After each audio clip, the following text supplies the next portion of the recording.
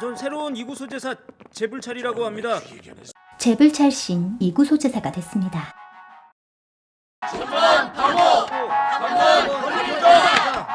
3번 하고 3번 하자. 어릴 적 누나가 귀를 파주던 행복한 기억 때문이었을까요? 불철아, 시원해? 귀 파주니까 좋니? 응, 좋아. 하지만 재불찰신 누나를 잃어버렸습니다. 국내를 다 뒤져봤는데 뭐 아무튼 국내는 없는 것이 확실합니다. 뭐 짐작 가는 거 뭐 이런 거 없으십니까? 에? 어릴 때라 기억이 잘 안 나서요. 흥신소에선 누나는 찾지 못하면서 미국이다 일본이다 찾으러 다니겠다며 돈을 자꾸 더 올려달라고 합니다. 예? 또 올려요? 지난달에도 올렸잖아요. 죄송합니다. 저희가 프로라서 좀 가격이 좀 세죠. 야, 찾지도 못하면서 맨날 돈만 올려받아. 재불찰신 누나를 찾기 위해 열심히 돈을 벌었습니다. 누난 내가 안 보고 싶어? 날 찾고 있긴 한 거야? 누나... 하지만 뜻대로 되지 않았죠. 정말 죄송합니다. 새로운 고객 유치하긴 하늘의 별 따기였고 그러니까 할아버지 귀 파시라고요. 귀 파는 게 얼마나 좋냐면요. 뭐라는 거야? 잡상인 취급당하며 쫓겨나기 일쑤였습니다. 소제사 재물찰. 여보세요. 안녕하십니까 고객님. 고객님의 깨끗한 귀 속을 더욱 아유, 깨끗하게 안녕하세요. 청소해드릴 그나마 간신히 만난 손님을 만족시켜드리는 것도 쉬운 일은 아니었죠. 나 그러면 주둥아리를 확 끄겠지. 주식이 입 닥치고 귀나 팔 것이지. 열심히 일을 하고 나서도 근데 저 고객님은 귀가 아주 참 잘생기셨네요. 제복이 넘치시는 그런 귀예요. 돈은 제대로 받지도 못했습니다. 저기 고객님 돈이 좀 부족한데요. 8분 22초나 초과했잖아. 그러고 나면 회사에선 회사대로 질책을 받았고요. 2명이라니? 남들은 못해도 5명은 더 파는데 재불찰입니다. 자네 너무 소심한 거 아니야? 에이, 사람이 뭘 하든 적극적이어야지. 어릴 때부터 재불찰신 소심했습니다.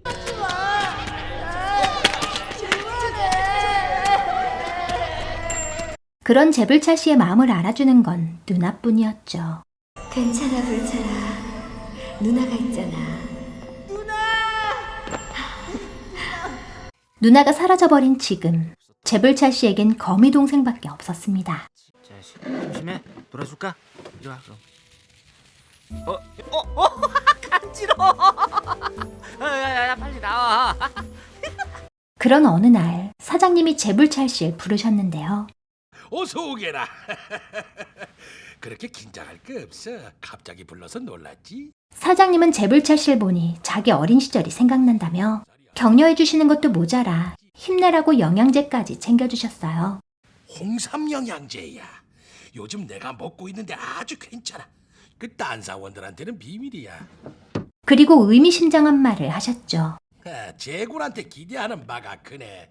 날 기쁘게 해주리라 믿어 의심치 않아요. 이날부터 재불찰신 열심히 불큰 영양제를 챙겨 먹었습니다. 몸이 요즘 너무 허해서 조금만 걸어도 지친다니까요. 제가 그동안은요 뭐 아픈 일이 없었거든요. 근데 요즘은 피로가 장난이 아니에요. 아니 그런데 이상하게도 불큰 영양제를 먹으면 먹을수록 기운이 없는 것 같았어요. 왜 이렇게 사람들이 다 커 보이지?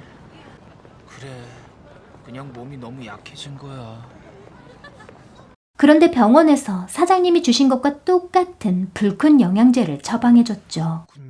걱정하지 마시고 이 약 드세요. 강화 영양제입니다. 사장님한테 받은 거랑 똑같네.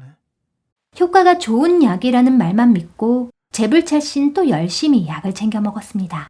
하지만 무언가 크게 잘못된 것 같아요.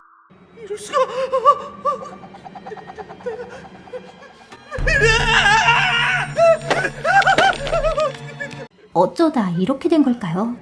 작아지다 너무 작아진 재불찰씨를 본 사장님은 기뻐했습니다. 수고했어. 이렇게까지 작아질 줄이야.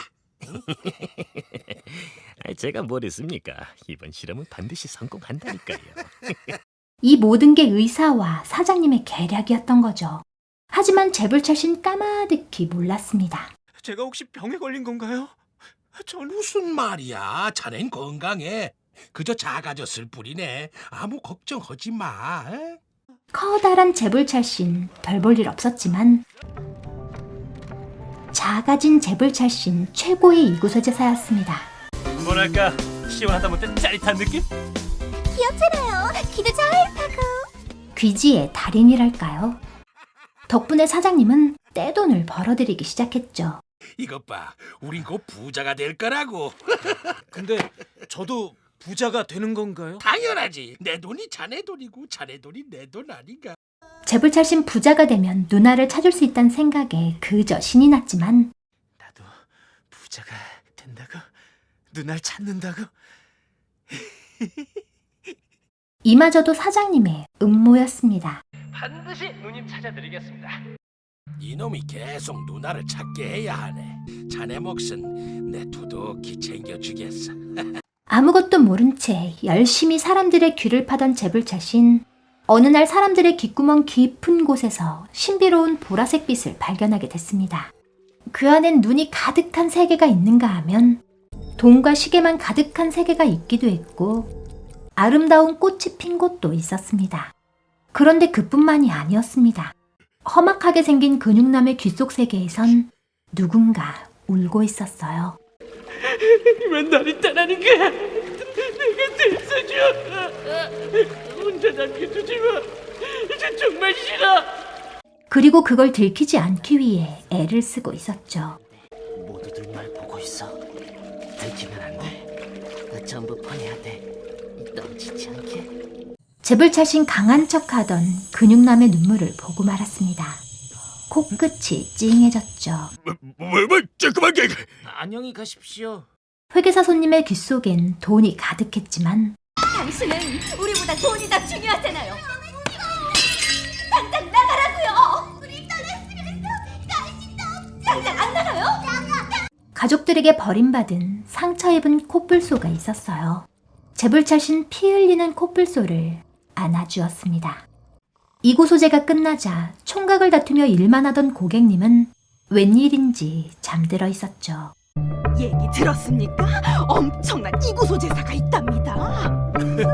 무슨 요술이라도 부리는지 난 머릿속까지 후련해지더라니까. 재불찰 씨에게 이구소제를 받으려는 손님들이 줄을 이었고 청명 이구소제 회사는 주가가 천정부지로 치솟았습니다.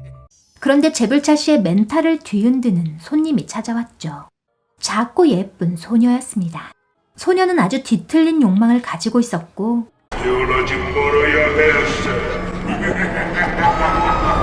그게 재벌차 씨의 마음속 뭔가를 살짝 건드린 게 틀림없었습니다. 사람들 말이지 머릿속에 들어가 보면 다 자기도 모르는 비밀이 있다니까. 자기한테 나쁜 건 싹 다 잊어버리고 말이야. 속으로는 다들 어찌나 구질구질한지. 사람들의 머릿속에 숨겨져 있던 비밀을 비웃고 조롱했던 재벌차 씨는 마음이 뒤숭숭해지고 말았죠. 그러다가 만나지 말았어야 할 고객님을 만나고 말았습니다. 거물이야 거물. 최고봉이라고 잘 나가는 국회의원이라니까. 악연 중에 악연인 최고봉 국회의원을 만난 재불찰 씨는 실종되고 최고봉 의원은 정신 이상에 걸려 회복 불능의 상태에 빠져버렸습니다. 귓속으로 들어간 재불찰 씨 대신 흉측하고 무서운 거미가 튀어나왔다는데 대체 무슨 일이 있었던 걸까요? 오늘 소개해드린 영화는 재불찰 씨 이야기란 한국 애니메이션입니다. 12편의 단편이 모여있는 가수 이적님의 소설 지문 사냥꾼이 원작인데요. 이적의 몽환적 이야기라는 부제답게 아주 판타지스럽고 유머러스하며 몽환적이고도 공포스러운 단편들이 실려있는 소설책이죠. 그중 재불찰 씨 이야기가 애니메이션으로 만들어진 건데요. 한 인물의 일대기를 담고 있다는 점, 이야기의 완결성이 뛰어나다는 점 등이 애니메이션으로 만들어보고 싶다는 욕망을 자극했다나요. 주인공 재불찰 씨는 늘 내 탓만 하는 소심한 성격입니다. 이름 재불찰만 들어도 단번에 알 수 있죠. 내 탓을 하지 않을래야 않을 수 없는 제 불찰입니다. 재불찰입니다. 재불찰 씨 이야기에 등장하는 주인공 재불찰 씨의 직업은 참 특이합니다. 재불찰 씨는 많고 많은 직업 중에 왜 하필 이구소제사가 됐을까요? 귀파기는 재불찰 씨의 누나가 그랬듯 무릎에 머리를 대고 누워서 귀를 만지며 파주는, 그러니까 가장 가까운 사이에서 주고받는 사랑과 정이 가득한 행위라고 할 수 있습니다. 재벌찰 씨는 귀파주기를 통해 따뜻한 세상을 만들고 싶었고 사람들과 잘 소통할 수 있기를 원했던 거죠. 하지만 실적이 좋지 않은 재벌찰 씨는 상사에겐 혼인하고 고객들에겐 멸시만 당할 뿐이었습니다. 나 그러면 주둥아리를 확 끄내 진짜. 자식이 입 닥치고 귀나 팔 것이지. 영화를 보고 나서 가장 말이 안 된달까? 좀 따지고 넘어가고 싶은 부분이 있었다면 아니 왜 그 대단한 불큰 영양제를 만들어 놓고도 겨우 귀나 파는 데 사용하냐는 거였어요. 사람이 귓구멍에 들어갈 정도로 작아지는 신약을 개발했다면 그 약만 팔아도 귀 파주는 것보다 훨씬 더 많은 떼돈을 벌었을 텐데 말이죠. 하지만 이건 언제까지나 상상일 뿐이니 이야기의 전개를 위한 장치라며 덮어두고 넘어가야 할 것 같네요. 재벌찰 씨 이야기엔 거미가 자주 등장하고 아주 중요한 요소로 작용합니다. 재벌찰 씨 방엔 스파이더맨 그림이 붙어 있고 거미를 동생으로 기르며 매일 대화하죠.